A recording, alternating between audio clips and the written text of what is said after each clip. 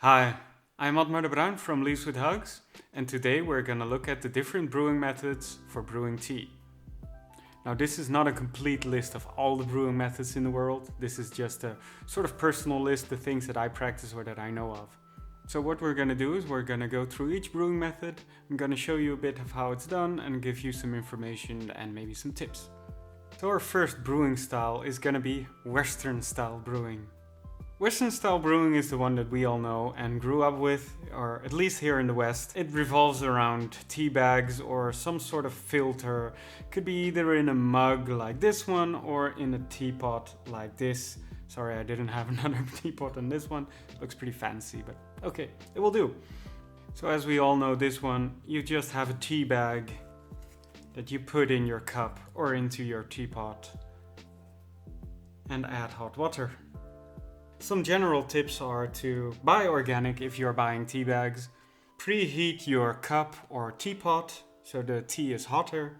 And buy loose leaf tea and use a filter. Next up is grandpa style tea brewing. With grandpa style we basically use a mug, and in this mug we will put our leaves and hot water. The difference between this and a tea bag is that we will leave our leaves in the mug, and when we drink the cup until about half, we refill the cup. So the bottom will stay infused while we add hot water. So we have a more stable infusion for a longer period of time. And you can refill it many times. So it's not suited for every tea. Some tea will have twigs in it, some tea will float to the top of your cup, so be wary of that. Next up is going to be bowl tea. I've sort of put together these styles into one group, but they're basically three. But they all revolve around having tea in a bowl. The first one is leaves in a bowl, which is really simple. You just have a bowl, you have leaves, you put them into the bowl, put some hot water into the bowl and drink it. It does differ from grandpa style in that you do drink every last drop of your tea and only then add some hot water. It does have the same drawbacks as grandpa style in that you cannot use every tea for leaves in a bowl. Next up is Sidehandle tea. We're again using the bowl, but now we have a small Sidehandle teapot. This one is really small. If you're serving multiple people, the teapot can get much bigger than this one. And one round of Sidehandle tea would be, I've already have some tea in there as well. So if you put the tea in first, obviously, pour in your water. And now you can let it steep as well. So if I would be at steeping number, 5 or 6, I could let it steep longer, and in the first infusions I could let it steep shorter so that I get an even infusion throughout the session. And now I pour it into my bowl and drink the tea. Next up is boil tea. In boil tea we use a Sidehandle, or we could even use something like this, which is a glass kettle, and put the leaves in, the same as the Sidehandle, but the difference is now we put the Sidehandle or kettle on something like this, or you could even do it on the infrared that I have here, and we will boil the tea for an amount of time. Well, how long we boil it is obviously dependent on which steeping we are and the tea, but you get the gist of it. You just boil it and then move it into your bowl. Boiling tea is not suited for every tea.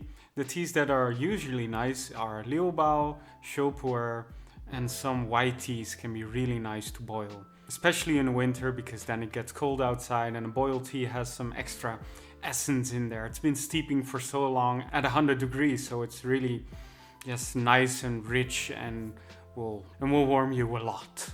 Next up is Gongfu tea. Gongfu is not just a martial art. It basically means doing something with skill. So we are doing tea with skill. The setup is a little more elaborate than in previous brewing methods. Now we need a teapot, we need cups, and we need some sort of tray or bowl to hold water in. And because we are doing tea with skill now, a lot more steps are involved. Let me show you. So first, we will heat all our teaware. So the teapot and all the cups. Notice that I'm splashing around a bit. You don't have to be neat in this method, but you try and be smooth. So it's smoothness over being neat. So now that we've warmed everything, we need to get rid of the water. There's two ways to do this. I have this tray and I could empty everything into the tray like this, or I could have my separate bowl here. It's called a genshui, and do it in there. I'll do a bit of both. It doesn't really matter which one you do. Let's put some tea in.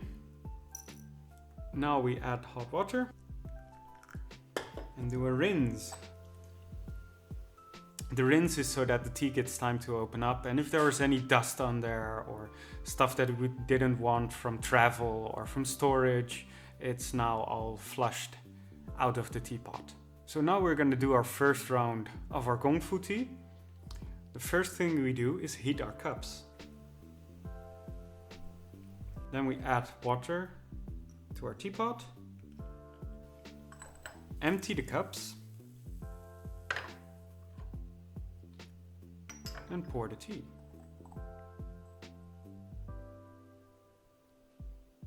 And serve them out to our guests. Or to yourself. And now when each guest has drunk their tea,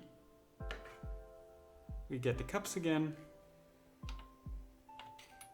and get into our next round, which would be warming the cups and pouring water into our teapot again.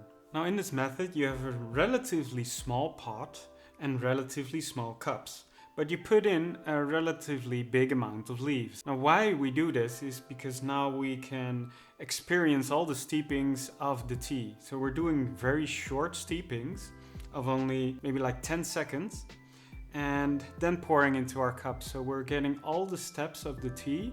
Like if the tea would have like a curve like this, we're getting the first one where the tea is just opening up, the second one when the tea is opening up more, the third and the fourth, which are sort of the most fullest, and then it goes down each steeping. You can do a lot of steepings with this method.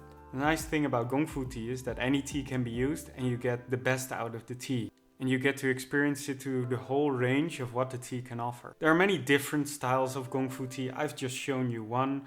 I practice a different one myself, but this one is sort of the main type that is used in China. And the very last brewing method is whisk tea.